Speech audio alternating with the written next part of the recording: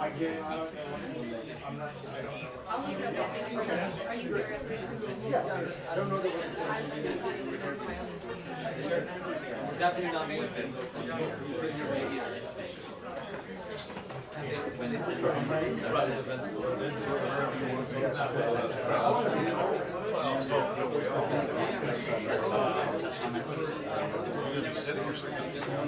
Sit down. Seat it. Right there. I will replace this, so I'll just tuck in. Okay. Or you might replace that. Yeah, I'm new media.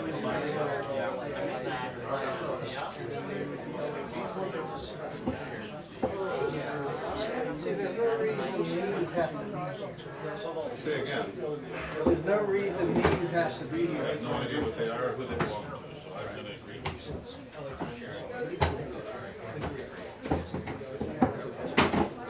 Earlier, I loved it. It's so beautiful.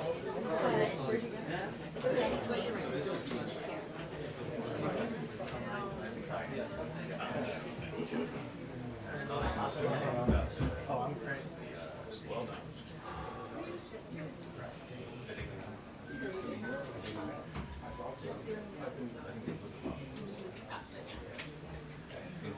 They should double down with me. It's just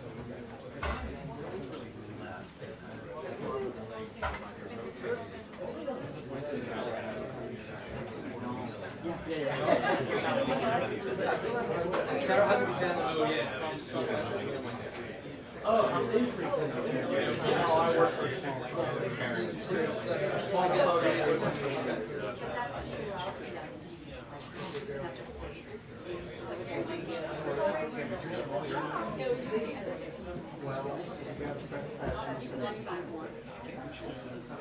So I heard it.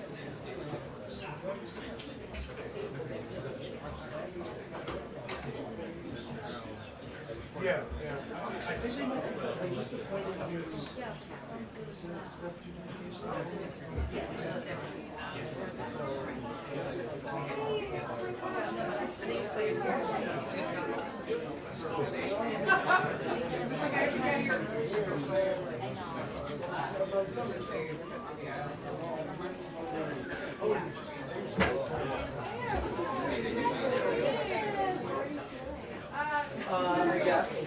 Where I was trying this one. Wait, how long?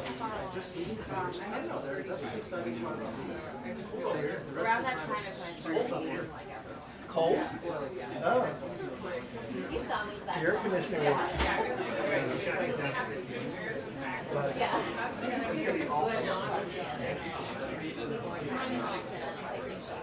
You're like, no, I don't need a back rest. Yeah. Were you trying with a provider?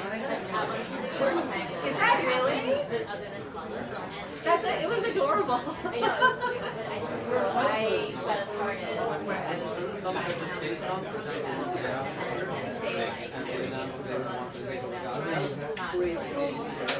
Oh, that's really funny. And then my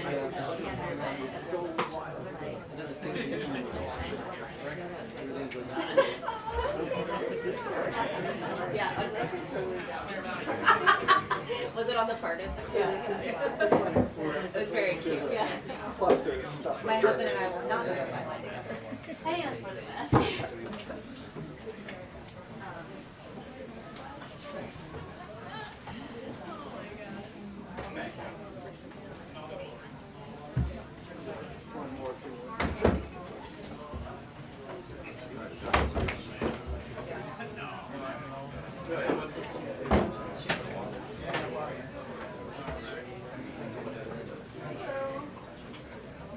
Yeah, were you going to sit in there? I am not. Yeah, I did.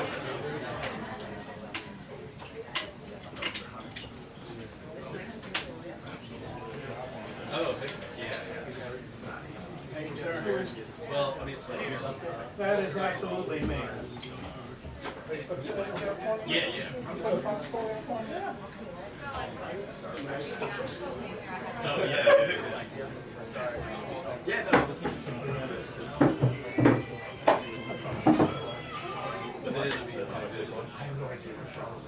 About what? You said 600? Yeah, I'll wait. Everything's overpriced.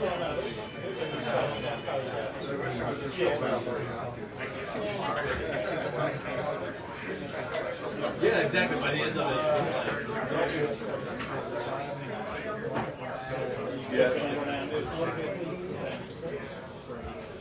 I'm not. Not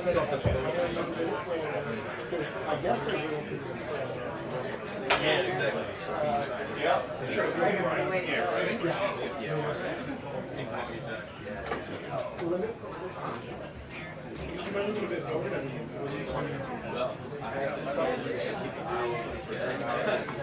I had something here too, so I'm really sorry. I'm just want to move a bit forward. I mean, I know, but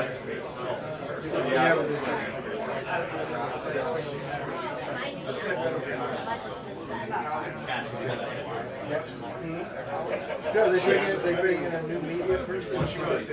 So they're special. How are you? Yeah. we'll try to make sure I get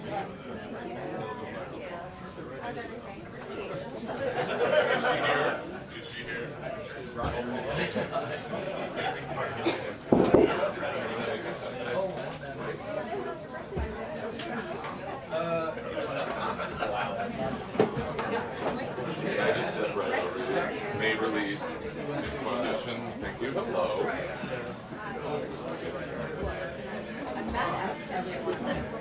Okay, got it. Yeah. Yeah, I see that. I think you've talked to whatever the dude says. There is a new truck.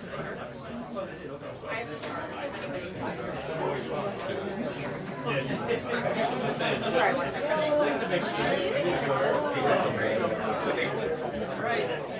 There was only a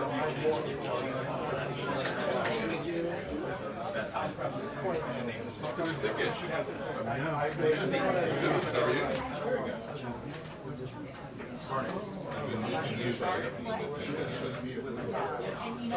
Yeah, I got it too. It's a problem that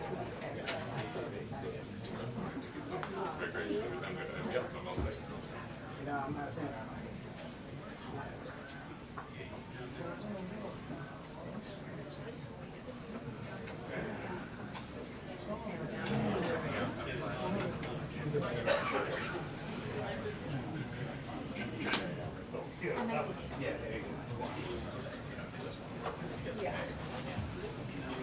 Oh, sure.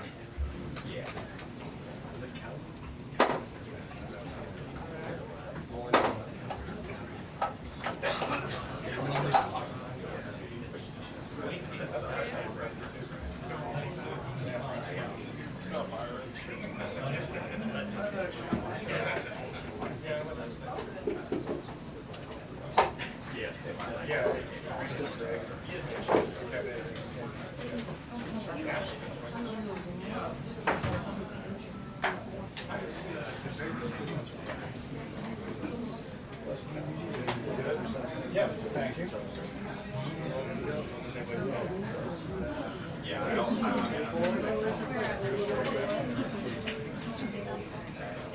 Exactly.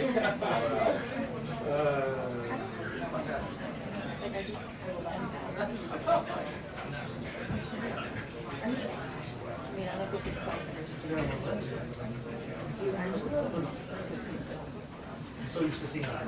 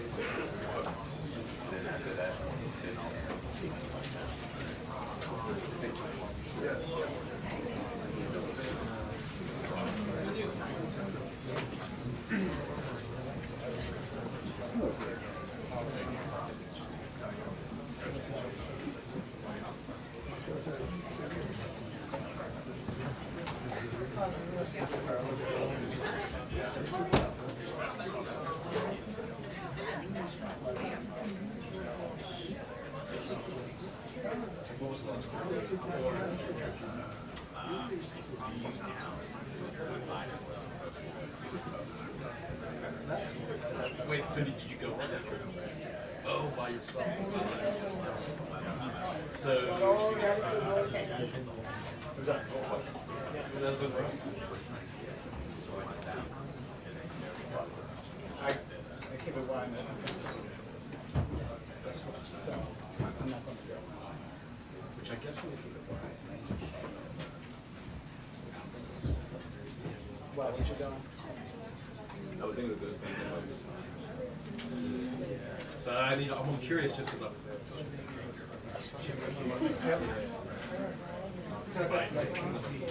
Yeah.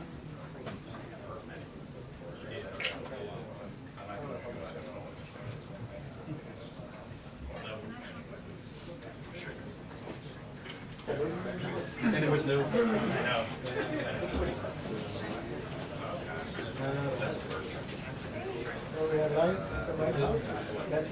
Yeah, so it was like not on high stakes. Yeah. Once again, because they were live, the White House, waiting for the White House to say, Kevin, that report is awesome. White House.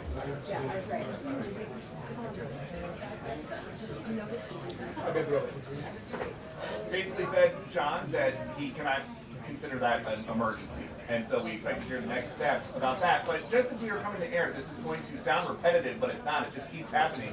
Another federal judge here in Washington, D.C. struck down, or at least blocked, some of the executive orders related to tariffs and China that President Trump signed around Liberation Day.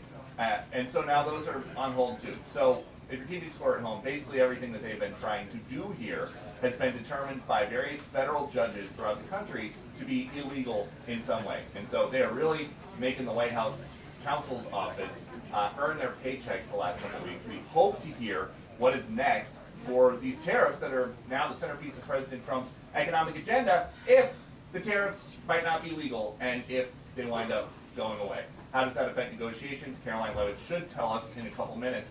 Also, what's next for Doge? We learned last night, once everybody got home, that Elon Musk was beginning the process of off-boarding. So he's not around anymore. We heard him complaining about the big, beautiful bill because he didn't think that bills could be big or beautiful, kind of as something that he did not think was consistent with Doge cuts. But at least as far as we know, kind of an Irish goodbye for Elon Musk. He was one of the most visible faces of the administration to date, from January 20th until now, but it seems like he has gone off without a big send-off. Josh?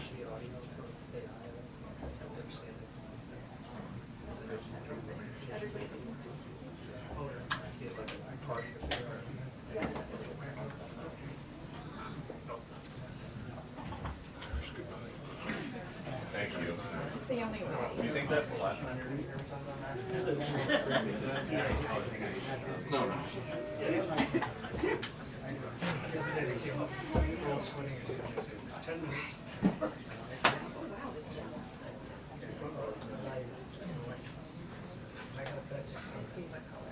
Is it too bright? No, I'm not. No. I was thinking how it's gorgeous. I love this skirt. It's Jenny.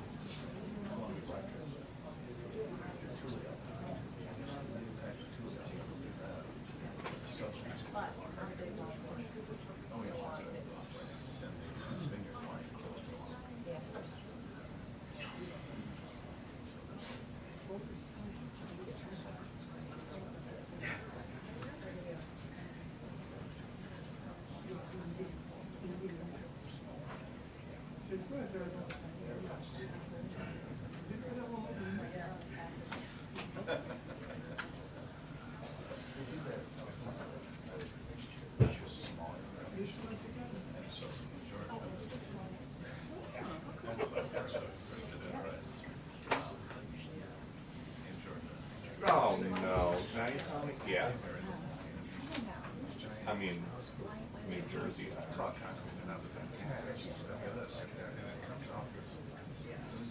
I'll find out.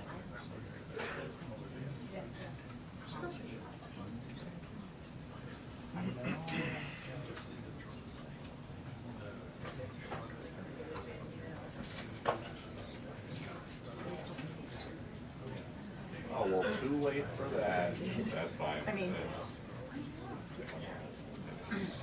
because I'm sure that's Not today yet, but I just haven't appeared publicly.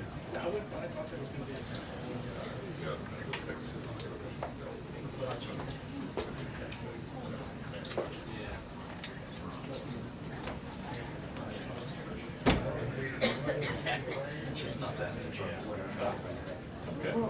Clean. You're good. Okay. Should do more of that before I talk to people.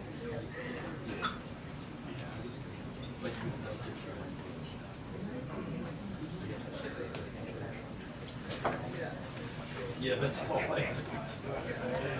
I couldn't just do it.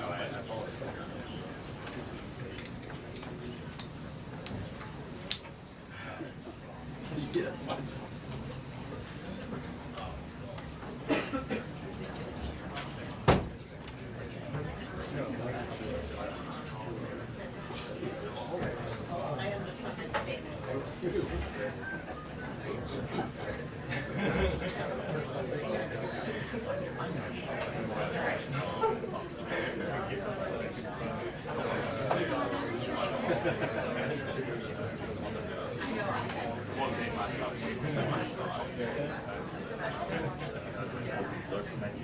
There, right?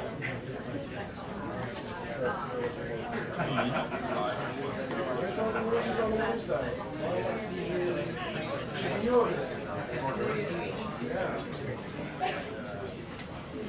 Need to go call it out.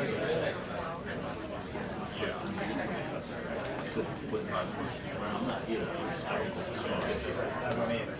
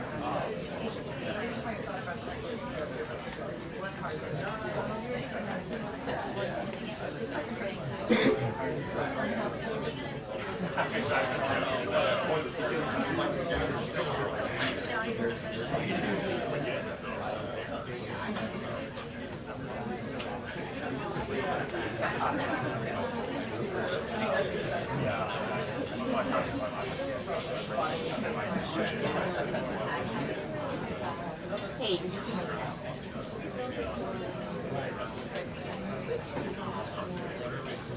Didn't Corey say you found one for Oh, the same one? Oh, okay. Did you look through the transcript?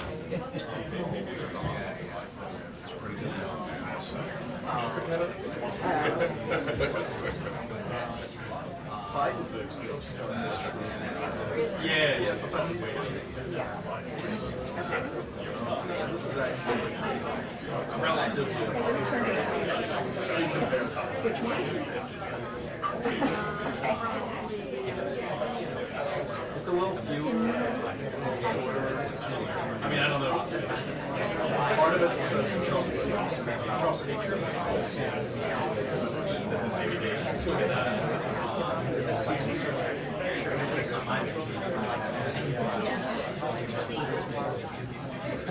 I think let's talk.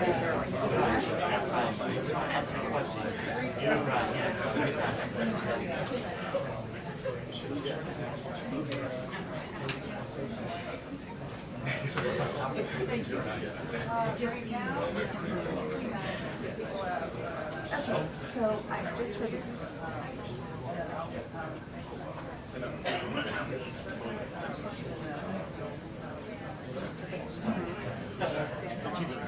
No, I mean, I know, obviously, but it's old.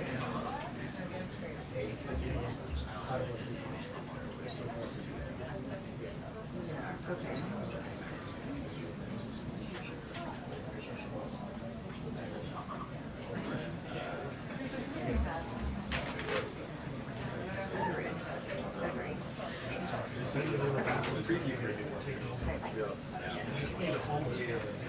Do you like this?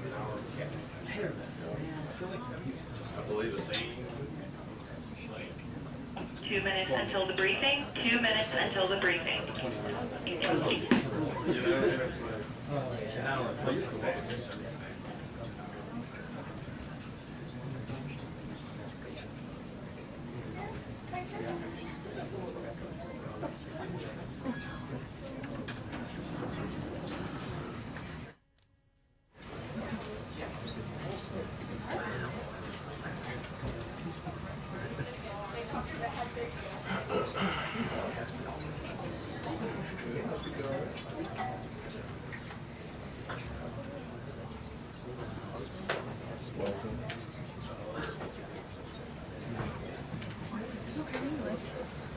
Great. Just 6 weeks today for the baby and 13 and a half pounds. Okay.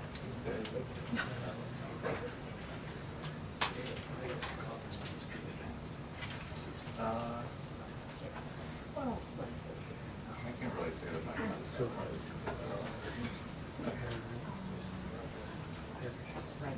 Yeah. I'm kidding.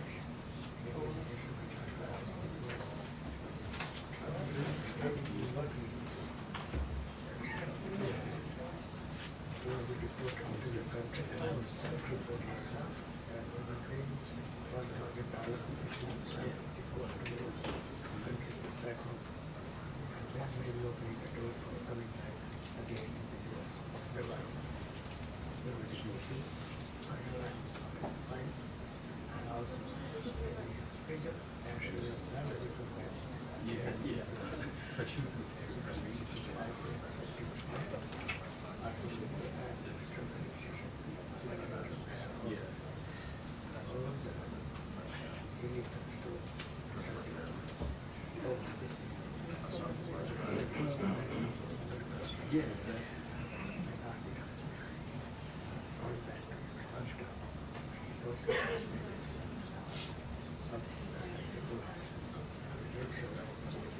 That's okay. But just time.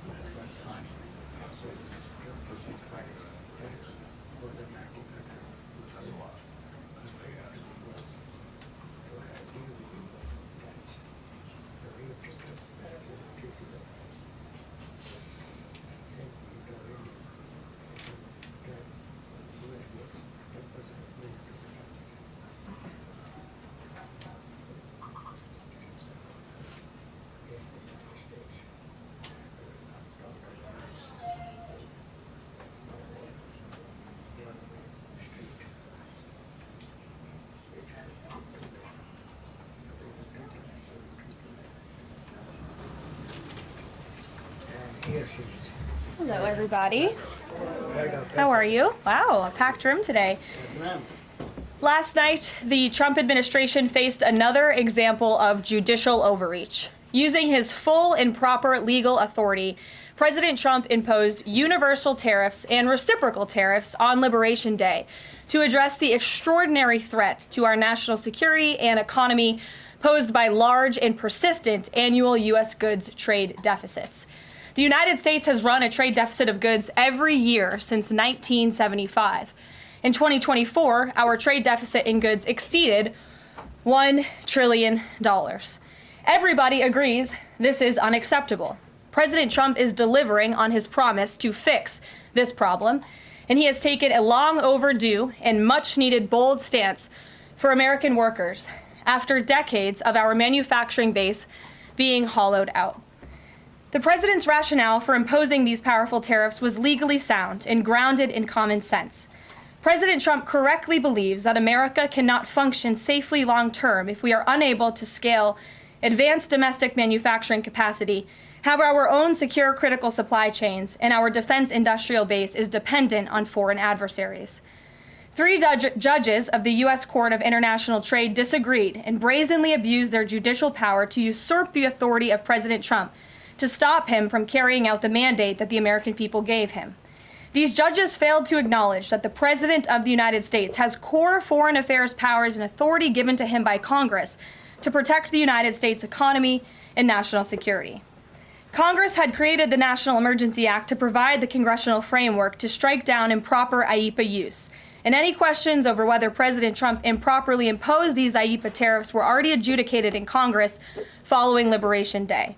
Congress firmly rejected an effort led by Senator Rand Paul and Democrats to terminate the president's reciprocal tariffs. The courts should have no role here. There is a troubling and dangerous trend of unelected judges inserting themselves into the presidential decision-making process. America cannot function if President Trump, or any other president for that matter, has their sensitive diplomatic or trade negotiations railroaded by activist judges. President Trump is in the process of rebalancing America's trading agreements with the entire world, bringing tens of billions of dollars in tariff revenues to our country, and finally ending the United States of America from being ripped off. These judges are threatening to undermine the credibility of the United States on the world stage. The administration has already filed an emergency motion for a stay pending appeal and an immediate administrative stay to strike down this egregious decision. But ultimately, the Supreme Court must put an end to this for the sake of our Constitution and our country. With Congress returning next week, it's critical that Senate Republicans maintain the momentum and quickly pass the One Big Beautiful Bill. The One Big Beautiful Bill will truly make America safe and prosperous. The One Big Beautiful Bill includes the largest border security investment ever. That's why the law enforcement groups are lining up to encourage its swift passage. The National Fraternal Order of in the country just endorsed key provisions of the bill. The FOP president announced their strong support, saying the One Big Beautiful Bill Act is more than legislation. It is a promise kept to the public safety officers across the country and a bold step toward an economy that respects, rewards, and uplifts the people who keep it safe. And the National Border Patrol Council, which represents nearly 20,000 Border Patrol agents, hailed the legislation as well. The group's president said this legislation provides a once-in-a-generation investment in the border security of our great country and will make America safer. The One Big Beautiful Bill will guarantee we can permanently have the safest, strongest, and most secure immigration system in American history. I also want to take the opportunity to debunk some false claims that have been circulating in the press about this bill. The blatantly wrong claim that the One Big Beautiful Bill increases the deficit is based on the Congressional Budget Office and other scorekeepers who use shoddy assumptions and have historically been terrible at forecasting across Democrat and Republican administrations alike. For example, just before Congress enacted the original Trump tax cuts at the end of 2017, the same CBO projected that growth would average a mere 1.9% over the next 10 years. However, by 2019, actual growth had surged to 3.4% once the Trump tax cuts went into effect, exceeding the CBO forecast by nearly 2 full percentage points. The CBO's latest forecast makes the same anemic growth assumptions as they did in 2017, missing the impact of the One Big Beautiful Bill. The CBO assumes long-term GDP growth of an anemic 1.8%, and that is absurd. The American economy is going to boom like never before after the One Big Beautiful Bill is passed. The largest middle-class tax cut in history, massive deregulation, and the most aggressive domestic energy exploration ever will fuel small businesses, further boost private investment, increase workers' wages, and supercharge economic growth. The Council of Economic Advisors has factored in the effects of all these pro-growth policies and estimated in their own analysis that growth will average 3% in the long run after the One Big Beautiful Bill is passed, which is nearly double the ridiculous CBO projection. This higher growth would result in $4.1 trillion in additional revenue over the next 10 years. Between the common sense spending reforms contained in the One Big Beautiful Bill and the robust economic growth that will be generated as a result of it, there will be no increase to the deficit. The same analysis from the CEA shows just how this historic package will unleash prosperity and ignite a blue-collar boom across America. But if the radical Democrats get their way and the One Big Beautiful Bill does not pass, Americans will face a whopping $4 trillion tax hike. This is unacceptable to President Trump. President Trump will not allow Democrats to massively raise Americans' taxes. Senate Republicans must get this bill passed. The failure is not an option. The American people are counting on Republicans to deliver. In other news, despite all the doom casting from the media, Americans are growing more and more optimistic about the economy under this president. Consumer confidence surged in May with the biggest monthly jump in 4 years, smashing expectations. According to the release from the Consumer Confidence Index, the increase in confidence was broad-based across all age groups, income groups, and political affiliations. Our country is clearly heading in the right direction under President Trump's bold leadership. For the first time in history of Rasmussen polling, a majority of Americans believe the country is on the right track. It's unsurprising because the president is fulfilling the promises he made to the American people. Here in our new media seat today, we have the editor-in-chief of The Federalist, Molly Hemingway. The Federalist is led by Molly and Sean Davis and provides fearless journalism and coverage of politics and culture to millions of readers all over the world. Thank you for being here, Molly, and why don't you please kick us off? Thank you, Caroline. Thank you. In the first Trump administration, there was an effort to stymie the agenda of Trump through the Russia collusion hoax perpetuated by many people in the media, including some people seated here, or the media outlets they represent, and other Democrats as well. The second Trump administration, to reference what you said at the beginning, seems to be subject to an effort to stymie the agenda using rogue lower court judges. You mentioned that the Supreme Court could and should do something to rein in these lower court judges. Also, Congress could do something about it, but they don't seem terribly interested in it. It also seems there's not much of an actual coordinated effort from this White House to take and tackle this effort from judges, Democrats and other people using these judges to stymie the agenda.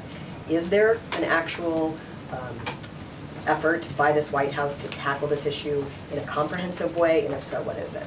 There is an effort by this administration to tackle these rogue judges and the injunctions and the blockades that we have faced in our broken judicial system in every case. I mean, we have seen time and time again these lower district court judges ruling against this administration and the president's basic executive authority and powers. And this administration is fighting every single one of those battles in court, including already the block that came down from the tariff court, the IEPA court last night. And as on my way out here to the briefing room, I understand that there was another district court judge right here in Washington, D.C. who ruled against the president's tariff power.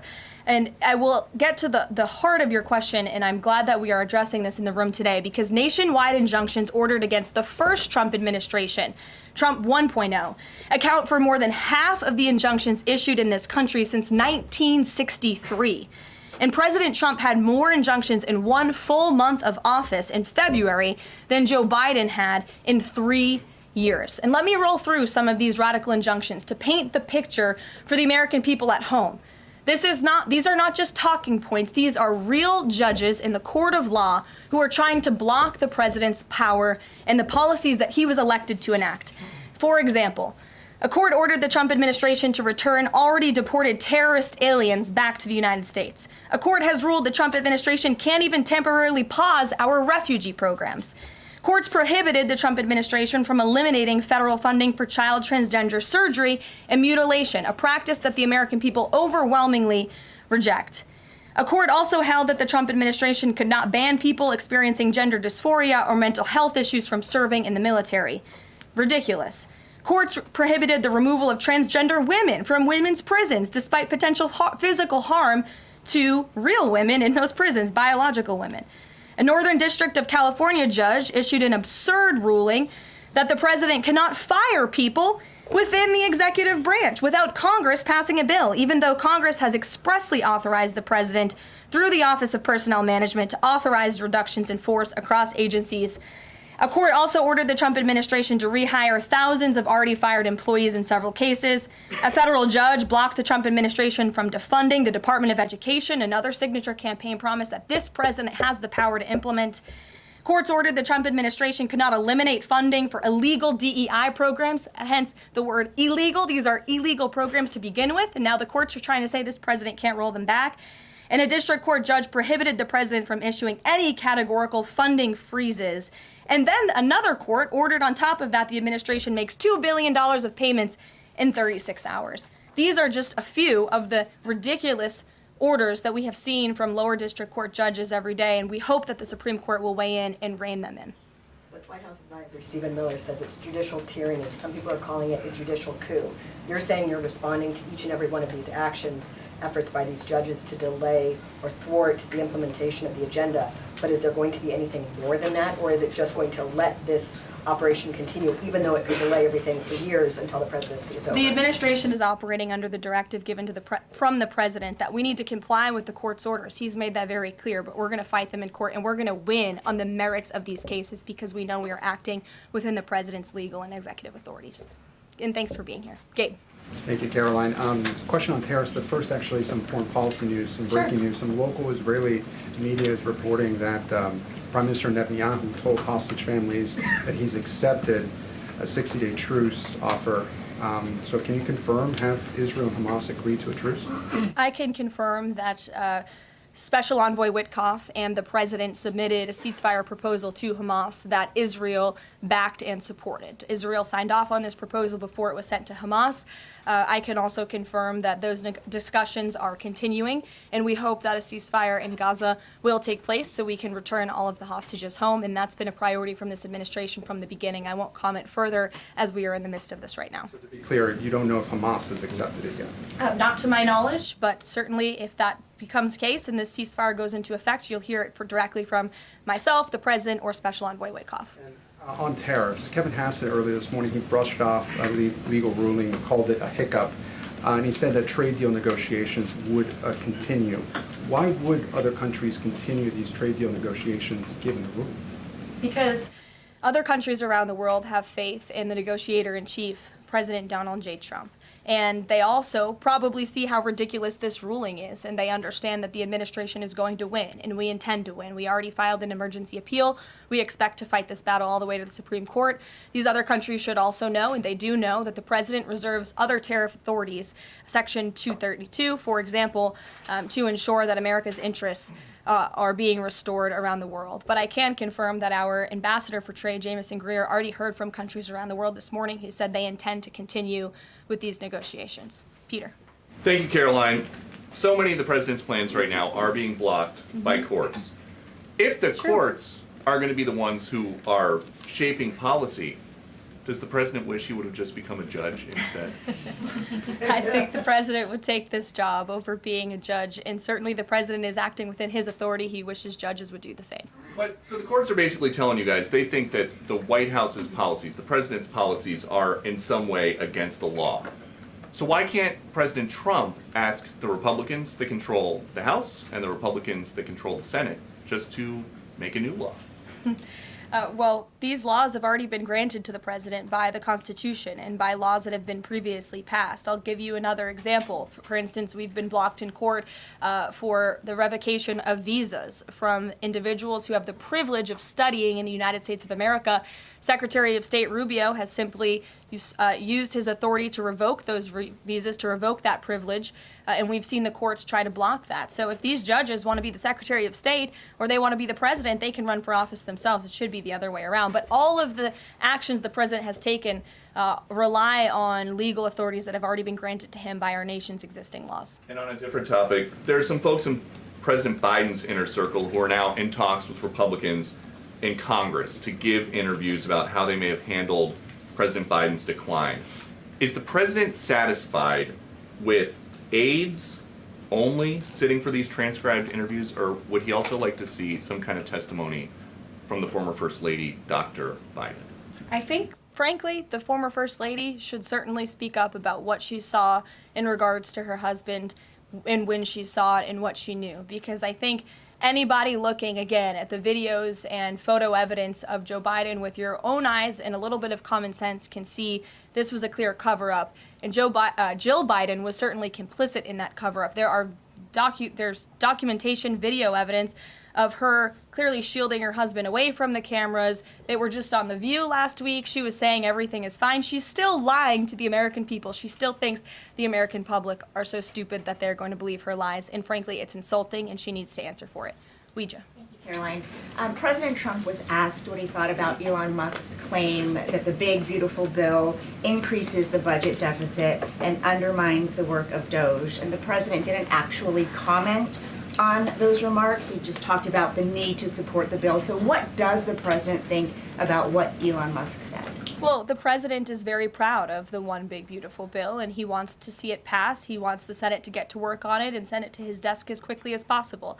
Of course, as you know, Elon Musk announced last night his departure as an official special government employee from the Trump administration. We thank him for his service. We thank him for getting Doge off of the ground, and the efforts to cut waste, fraud, and abuse will continue. So he doesn't have any comment about Musk saying it adds to the deficit and it undermines all his work? The president commented on this. I commented on it. I told you that this bill saves $1.6 trillion according to the Council of Economic Advisors and the analyses that the president believes in. So he gave a comment. I gave a comment. Just because you don't like that comment doesn't mean it's not a comment. Rachel. Thanks, Caroline. Back on trade, I know you said the White House is going to fight this ruling in court.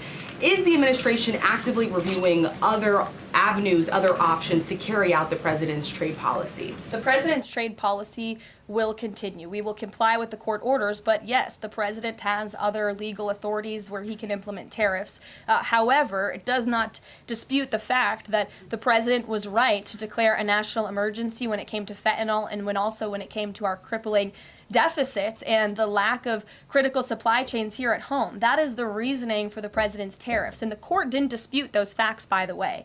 And there have been other courts that have reaffirmed the president's position. In fact, a ruling in federal court earlier this month shows that the administration is in the right, said we will win on appeal. A federal district judge in Florida ruled that IEEPA, in fact, does grant the president the authority to unilaterally impose tariffs. And 20 years ago, I will add, they are not a court, the New York Times editorial board responded to the January 2005 trade deficit of $58.3 billion by writing an editorial entitled Dangerous Deficits. And since then, our trade deficit has more than doubled. The U.S. trade deficit in January totaled a whopping $131.4 billion. So people on both sides of the aisle, pundits, Lawyers, legal scholars, politicians have all agreed that it is a national emergency, our trade deficits and our lack of critical supply chains here at home. It's just President Trump was the first president to actually act on it, to restore that wealth and that prosperity to the United States of America. And it's very unfortunate that the courts are now blocking his attempts to do that. Has the administration then reached the point where you are actually asking your economic advisors to start reviewing other avenues to implement the president's trade policy, or do you want to just see this legal process take place for now? We can walk and chew gum at the same time. We are doing both. Josh. The Fed says the president met with the Fed chair earlier today. I'm wondering if you can give us any readout of that meeting. The Fed also says that they discussed the economy. I imagine the president might have shared views on rates as well, but what can you share with us? I can share with you that we saw, the president and I both saw the statement that the Fed put out after the meeting. That statement is correct. However, the president did say that he believes the Fed chair is making a mistake by not lowering interest rates, which is putting us at an economic disadvantage to China and other countries. And the president's been very vocal about that, both publicly and now I can reveal privately as well. Did he speak at all about his plans for that position, but whether he would seek to move Jay Powell out of that position or keep him in until his term ends? No. Okay. Very quickly on the tariff question, you mentioned Section 232 earlier. Are you suggesting that you might sort of speed up some of the existing 232 investigations, or are you talking potentially using 232 as a replacement power if this ruling doesn't go your way? Of course, you hope it does. I'm not suggesting that. I'm just simply stating the fact that the president has other legal authorities he can use to implement tariffs, and the administration is willing to use those. As you know, we already have applied Section 232 tariffs on specific industries. Thank you. Yep, thank you. President Trump said that he needed 1.5 to 2 weeks to determine whether or not he believed Vladimir Putin wanted peace. He has been in office now for 4 months. What does he believe is going to happen in the next 1.5 to 2 weeks that would change his opinion? Well, it is my understanding and it is our hope that Russia and Ukraine will engage in direct talks and negotiations next week in Istanbul, and we believe that meeting is going to take place, and that is a meeting the president encouraged and urged for these two sides to come together and negotiate directly. And the president has been clear from the very beginning of this conflict that he wants to see this conflict solved on the negotiating table, not on the battlefield, and he's told that to both leaders, again, both publicly and privately. So hopefully next week it will move the ball forward in this. Is the United States going to participate in those conversations? We will let you know if the president plans to send a representative. I'm not tracking that at this time. Kelly in the back. Thanks, Caroline. Sure. I wanted to just clarify once and for all the Qatari jet, the sale or the gift, because the Qatari government is asking the U.S. to clarify that the jet's pending transfer was initiated by the Trump administration. So is this something that the White House is going to do? The amount of questions we've received, and we've been incredibly clear, and I have answered this, the president has answered this, the Department of Defense has answered this. This is a government-to-government gift transfer from the Qataris to the Department of Defense, to the United States Air Force. It is now in their hands, and for further details on where that stands, I would defer you to the Department of Defense and the United States Air Force. I have nothing more for you on that. Deanna. Thanks, Caroline. 2 questions, one on Big Beautiful Bill, one on immigration. Sure. Yesterday, Trump said, we will be negotiating that bill, and I'm not happy about certain aspects of it, but I'm thrilled by other aspects of it. Wondering if you could, share any specifics on that. And in immigration, do you know how many illegal migrants have taken Trump's voucher program so far and have deported themselves? I believe it's in the thousands of those who have chosen the easier route of self-deportation, and we certainly encourage all illegal aliens who are present within our homeland to take that option. It's a much more pleasant option than being deported, and we will deport you if you're here illegally. That's our intention. As for the first question, what the president was speaking about is how this is a great bill. However, it has come as a result of a hard negotiation. It's difficult to get things done on Capitol Hill, but thanks to President Trump, this bill is moving in the right direction. And thanks to House Republicans and the leadership over there as well, who did a great job mediating both sides of the caucus to move this bill to the Senate. And now the president, again, has told his friends on the Senate side and is already engaged in those conversations to get that bill back to his desk as soon as possible. Sure.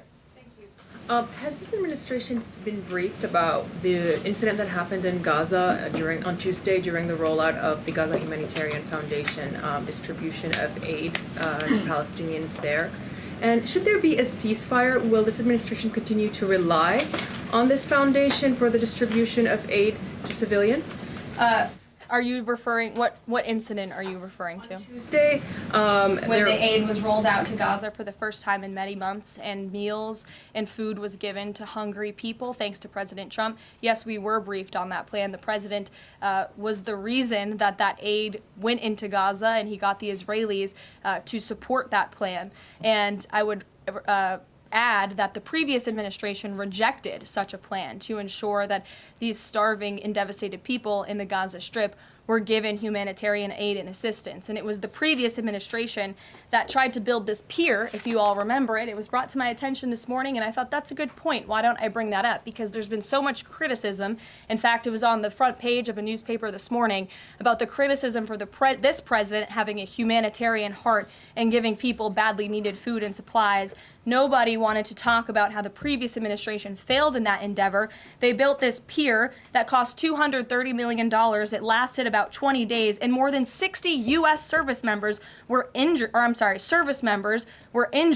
as a part of this floating aid pier that did nothing for the people of Gaza. The president is opening up his humanitarian heart to get aid into the region while his team simultaneously negotiates a ceasefire and the return of all hostages. We are moving the ball forward in a positive direction for all people. The president wants to see peace for all people. Jasmine. Thanks so much, Karoline. A notice investigation found that the Hallmark Maha Commission report that was released last week cites studies that appear to not exist. We know that because in part we reached out to some of the listed authors who said that they didn't write the studies cited. So I want to ask, does the White House have confidence that the information coming from HHS can be trusted? Yes, we have complete confidence in Secretary Kennedy and his team at HHS. I understand there were some formatting issues with the Maha report that are being addressed, and the report will be updated, but it does not negate the substance of the report, which, as you know, is one of the most transformative health reports that has ever been released by the federal government and is backed on good science that has never been recognized by the federal government. And a quick follow-up, can you talk about what tools or research goes into production of these kinds of reports? For instance, is it AI that's used to put together these reports now? I can't speak to that. I would defer you to the Department of Health and Human Services. What I know is just what I told you. Lindsay. Many small businesses that we've talked to since the tariffs have been in place have said what would really help them is a long-term plan so that they can catch up. In light of what's happened now, this trade war with the courts, how will that impact this 90-day window? Will you guys be adjusting that? And how can you help relieve some of these small businesses? Well, I would say nobody understands the needs of business owners, and nobody has the backs of our small business community more than President Donald J. Trump. He believes, I've heard him talk about this with small business owners himself, that small businesses are truly the backbone of our American economy. And that's why the president is supporting the One Big Beautiful Bill. So for those you spoke to who are asking for a long-term plan, big tax cuts are coming their way. No tax on tips, no tax on overtime for their workers, more money in their pockets. Their bottom lines will be larger. They can pay their people more. Wages are going to go up. Inflation will continue to come down. We've already seen energy prices plummeting as a result of this president's economic and energy agenda that he has been implementing across the federal government, reducing burdensome regulation. All of that is good news for small business owners across the country. That's why they strongly support the president, and that's the Trump economic plan that is underway. And again, you're emphasizing, I believe, the need to pass the One Big Beautiful Bill, and the president wants to see that happen. Sure. Will you still work within that 90-day window for these trade negotiations? Does that still stand? Again, as far as we're concerned, our trade agenda is moving forward, and we've already heard from countries around the world today who will continue to negotiate in good faith with the United States so we can cut good trade deals on behalf of the American people, and we fully expect to win this case in court. Sure. On Golden Dome, the president put out this number of $61 billion. How did he arrive at that? Is that the number it will cost to protect Canada, and is it negotiable, or where did it come from? I can certainly ask the president, and I can check in with our research team, and we'll get you the facts on that number. But the Golden Dome is certainly a significant investment in our nation's national security and homeland security to protect Americans, all of you in this room, from future threats. Any readout on, have the Canadians been talking in good faith about paying to be in it?